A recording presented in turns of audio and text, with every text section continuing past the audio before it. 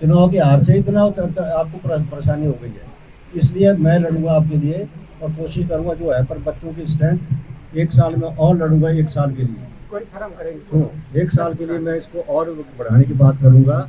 यदि स्ट्रेंथ नहीं बढ़ती है उसके बाद मेरी कोई जिम्मेवारी नहीं।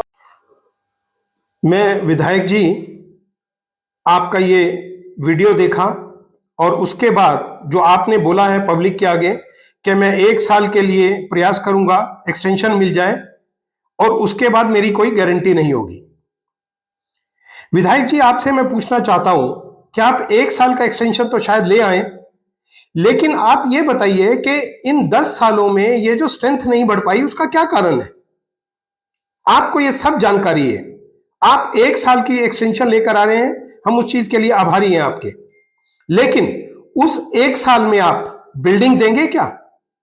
बच्चों को वो इंफ्रास्ट्रक्चर देंगे जिससे कि लैब्स बन सके, साइंस स्ट्रीम आ सके, संस्कृत आ सके, एनसीसी आ सके? क्या वो प्रोविजंस आप देंगे हमें? क्या आप हमें यह बताएंगे कि ये बिल्डिंग कब तक खत्म होगी? क्या आप ये बताएंगे कि आपके बच्चे कौन से कॉलेज में पढ़े हैं? क्या आप उन बच्चों को, अपने बच्चों को क्या उस कॉलेज में डाल देते जो कॉलेज जो है पिछले 10 साल से 3 कमरों में चल रहा है? आप अपनी प्रजा से, अपने क्षेत्र के लोगों से ये उम्मीद रखते हैं कि नहीं जी आपकी गलती है, आपने स्ट्रेंथ नहीं बढ़ाई, मेरी कोई गारंटी नहीं है। ये कह देने से आपका गारंटी खत्म नहीं हो जाएगी विधायक जी। आप इस बात को समझें कि जब आप अपने बच्चों को बिना फैसिलिटीज के कॉलेज में नहीं पढ़ने भेज सकते या नहीं भेजा आपने, तो कैसे उम्मीद करते हैं कि मां बाप जो कि बहुत अपनी मेहनत की कमाई से बच्चों को पढ़ाना चाहते हैं वो उन 3 कमरों में कॉलेज में भेजेंगे? आप ऐसी उम्मीद करते हैं? आप पूरी फैसिलिटी देंगे तो मैं आपको गारंटी देता हूं कि 100 नहीं और उससे कहीं ज्यादा बच्चे आएंगे, कुमारडा से लेके साइगलू तक के सारे बच्चे आएंगे। लेकिन आप पूरी फैसिलिटी दीजिए, कॉलेज को कॉलेज की तरह बनाइए। कॉलेज को 3 कमरों में नहीं चलाया जा सकता।